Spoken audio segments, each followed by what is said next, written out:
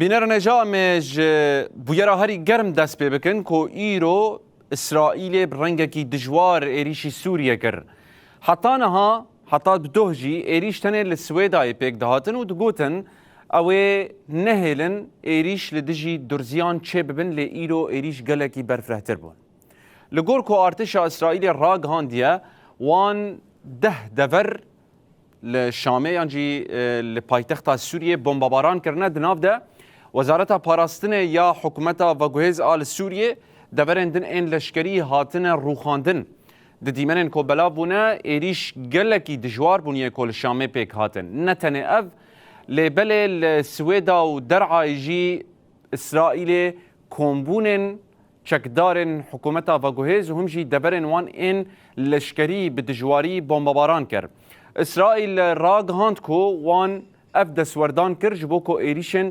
لدجی درزیان ورن راوستاندن اروکی پشتراس کرن کو ایدی او نامه و پیامن هشیار کرنه بداوی بون و دربن بإيش لحکومته بخینن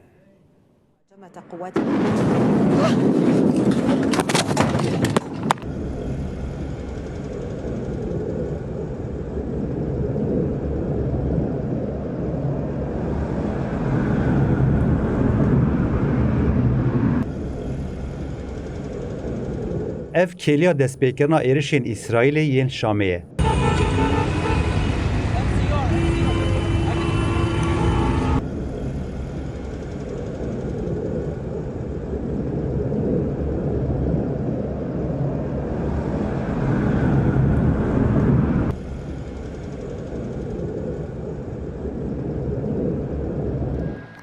Bi vê re İsraîl dora 10 caran paytexta Sûriyê bombebaran kir.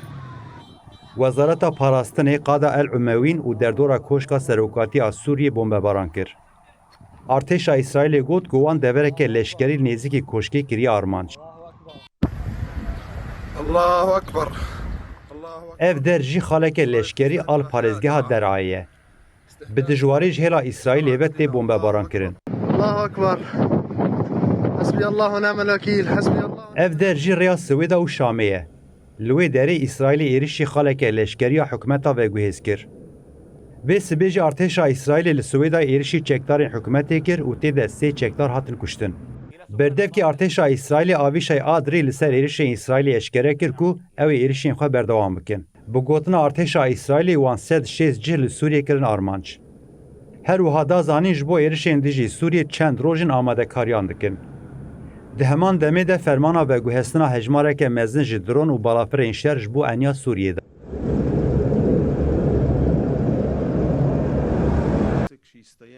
Wezîrê Karên Derve İsraîlê Gidon Sar jî da zanî ku İsraîl dixwaze ku rewşa li başûrê Sûriyê wekî xwe bêçek dewam bike. Her wiha piştras kir ku naxwazin gev ji başûrê Sûriyê dijî İsraîlê hebin û ne jî ziyan durziyan bibin.